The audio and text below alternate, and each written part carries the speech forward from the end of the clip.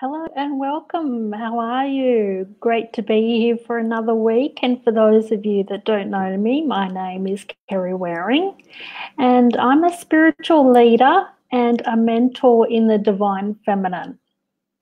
And for those of you that don't know me all that well or are just getting to know me and my work, is what I essentially do is I connect women to their soul, to the essence of their divine feminine, so that you can shift, change your life and really live a life that is guided by spirit, that is connected to your purpose and expresses your mediumship, So let's delve into a little bit of that with this week's Feminine Spirit episode.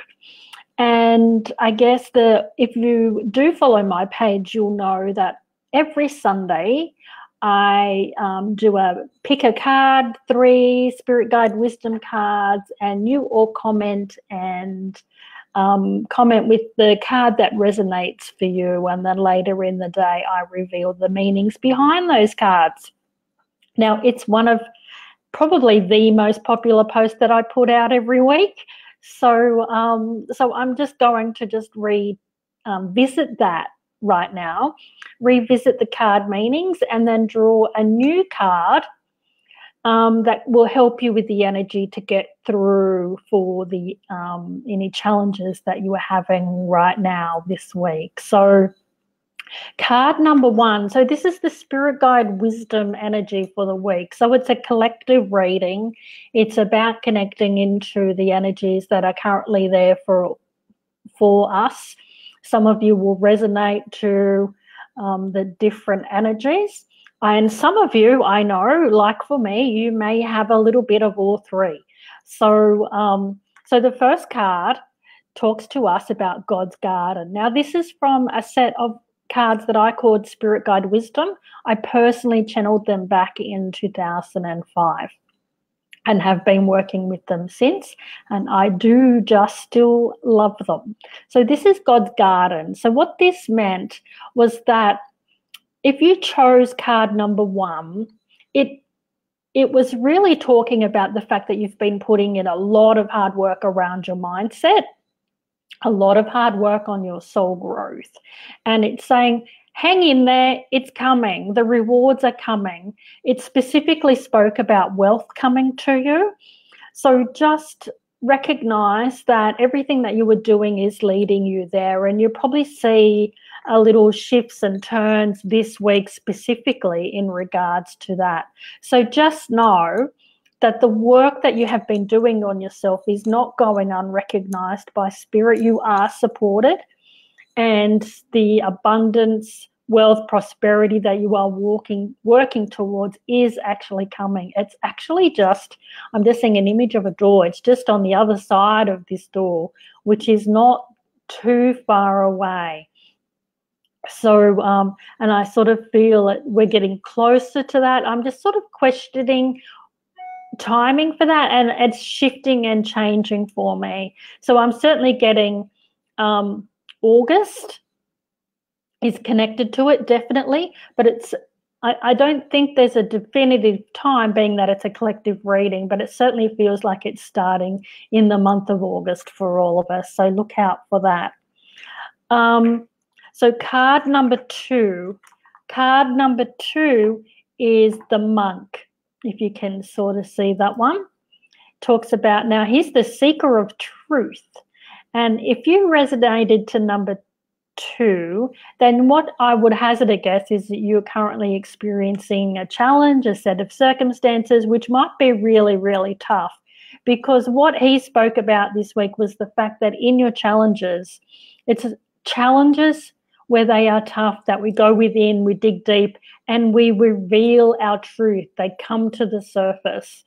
So pay attention to what you feel is your truth in the circumstances that you feel right now.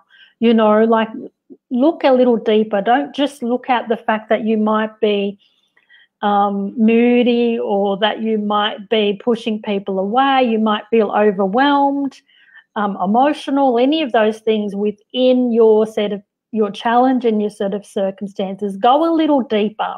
look for that truth, and take some time out to listen. Take some time out to really connect with that truth. I know for me, that's my journal. It's in talking to other people. It's all of those things. But just be aware that right now your truth is trying to come to the surface. And that is the benefit of looking for the gift in the challenging experiences. So that was card number 2. This is card number 3, and we have the Nun here. So she's a really great card in the fact that she's sort of there to support you, and sort of if you're finding life getting a little bit challenging, overwhelming, any of those things, she reminds us to come back to our routine. She reminds us to come back to our everyday routine, our sense of discipline, it's in the routine where magic can unfold. It's just in that safety of our routine. So she's just reminding us to do that this week. And she sort of says that in that, it's the connection to nature. It's the connection to spirit. You'll find those in your routine. You'll find balance in that routine. She brings about a sense of peace and serenity. So if that's what you need this week, then ask the Nun to step forward and ask her to work with you. Just watch the video, this aspect of it, connect with the cards on the page, and just really ask her to come into your energy and work with you to bring about some peace and serenity. But also just know that she's going to be working with you to do that when you come back to your routine. So try not to be overtaken with way too much busyness, being all over the shop, and just you'll find more peace in your routine and getting to nature and giving yourself some time to be in solitude. Okay, so I just want to help bring us along a little bit, being that we're in the middle of the week. Your week's unfolding for you. It's hump day, all of that.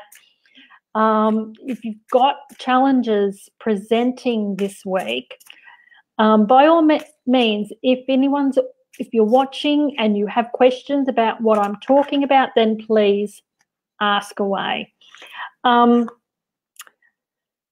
So it's certainly one of the things I'm doing was just drawing a card with an intention of the energies and the insights that can help us in regards to getting through the week, in regards to any challenges we might have, any reminders we might need from Spirit.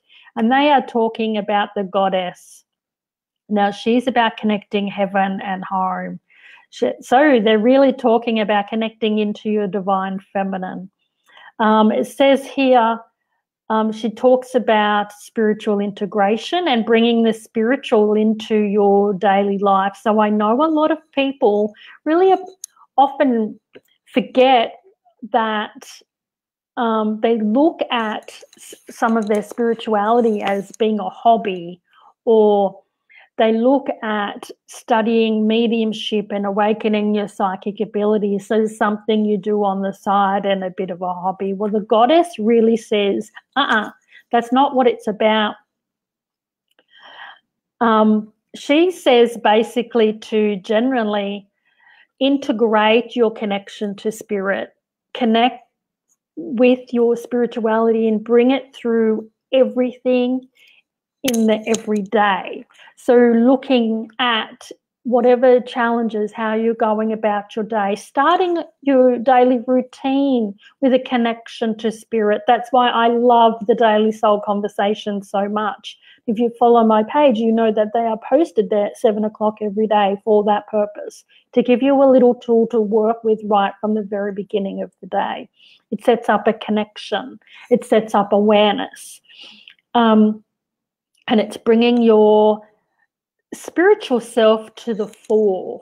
So give your Goddess, give your divine feminine, give your spirit self permission to come forward more. Ask for that. That's essentially what I would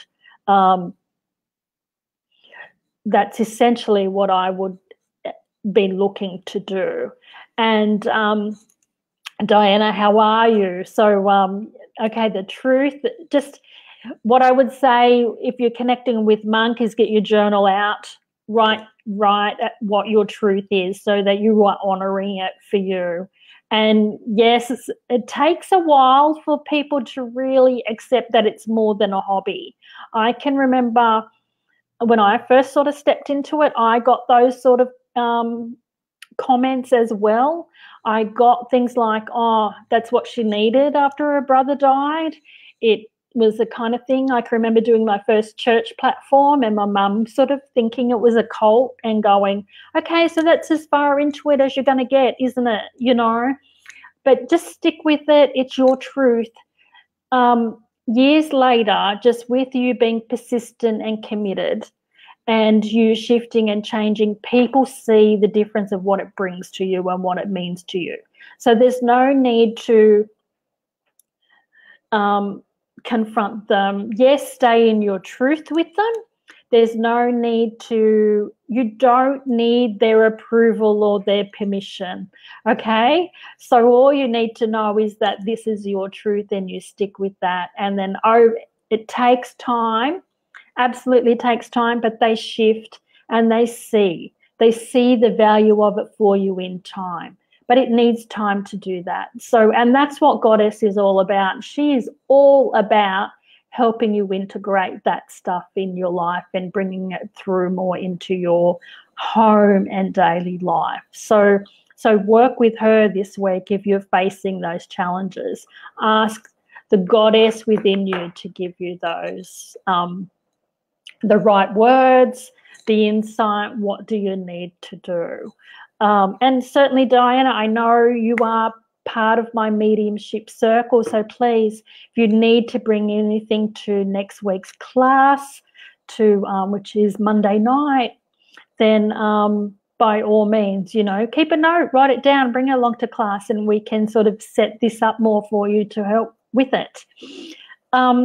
So that's our insights for the week, basically. And now I would love to talk to you about, on my page this quarter, we're really in a theme of talking about empaths and talking about your empathic sensitivities. So today's video, I want to give you 3 common experiences that may identify that you are an empath. You know, so the first one is really about the fact that, first and foremost, if you're an empath, it's really easy for you to connect with the emotion and pain of others. Now, this is not, if you're an empath, a true empath, it's not something you have to think about doing. It just happens. You will be having a conversation with someone, you will know that they're feeling sad, angry, guilty, confused, whatever it might be. You will just have a sense of knowing that. It's because your soul is connecting, your soul is reaching out and taking their emotional pain and helping them transform it. Now, you'll also experience this with physical pain from others. So you'll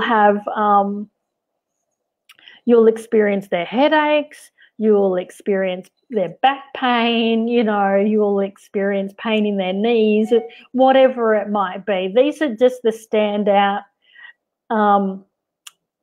connections that are made for an empath. It usually is rooted in the pain of another's, because healing is what is sponsoring the connection. So that's the first thing, is that would be a common experience for you. And while that's your soul expressing the connection, there is usually so much more going on than just the stuff that you are aware of. So really be aware of that. Now, experience number 2, and this is where it gets a little more confusing, a little more unconscious, and a little more whether you may not realize that this is actually what is going on. But generally, you'll find you will experience mood swings. You'll find that, you know, your mood shifts and changes throughout your day and not being triggered by anything that you are aware of. So it's not like you've had an argument with someone and they've put you in a shitty mood, right?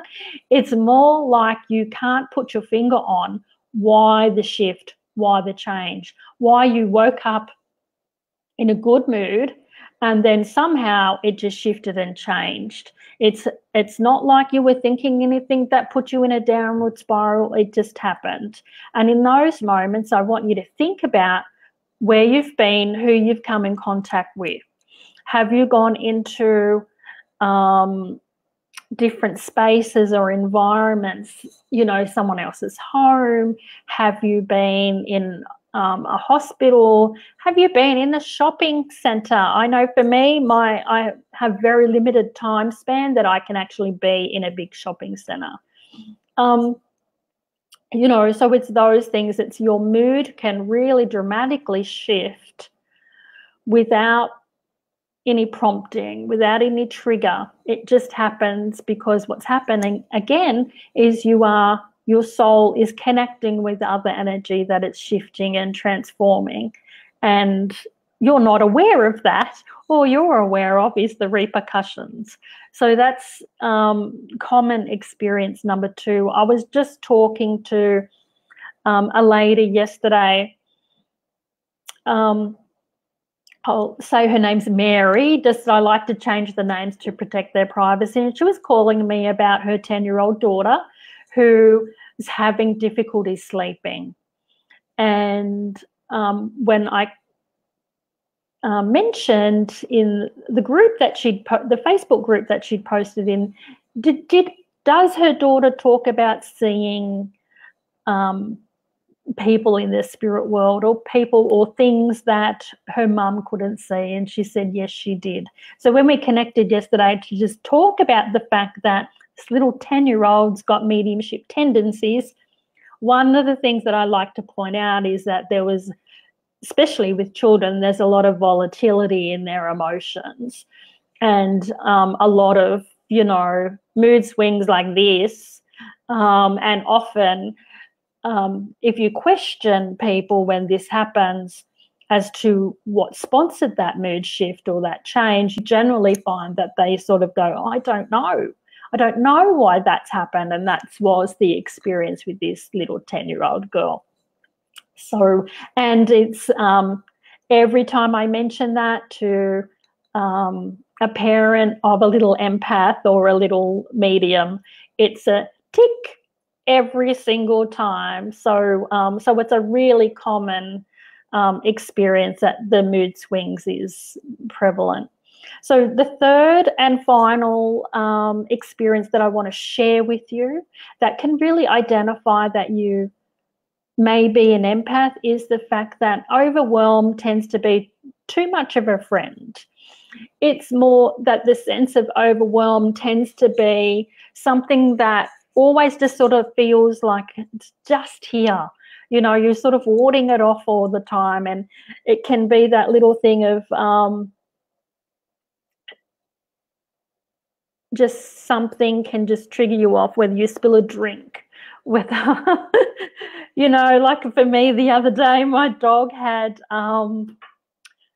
decided to play under the water sprinkler, well, not play, but just walk back and forward with the water sprinkler, but it meant he ended up a muddy mess, you know, and it meant that not just I did have to take time out of my day to bath him, but to mop the back al fresco area a couple of times, you know, and those sort of things that are not planned can just tend to tip you over into overwhelm. Now, this would be the case if this is your life in general. Not that you've got some sort of situation going on that's creating overwhelm, but if your life just feels overwhelmed and out of balance as you're going about your life day to day. So, and now this is coming from the fact that empaths tend to give a lot. Empaths tend to give first to others and to the detriment of themselves, honestly. They really struggle to find the balance of giving to themselves first before they give to others, which is how it really needs to be. So empaths tend to just give till they got nothing left. And this is the thing that keeps us at that point of overwhelm. So we're always sort of right there, ready to tip over, because we're just in this habit and nature of being a giver, because that's who you are. We just need to learn to create some balance with that, and to learn to give to yourself as much as you give to others. It's not don't stop giving, it's just learn to give to yourself too. And I know, because I know that was me. I was 47 before I hit that point and really shifted it, you know. So, and I share this because I know it's so common for women. It's so common for those of you that are in a service industry that do give service. And it's something that you do need to sort of think about so that you're not in that space of overwhelm, because it really is just coming from the fact that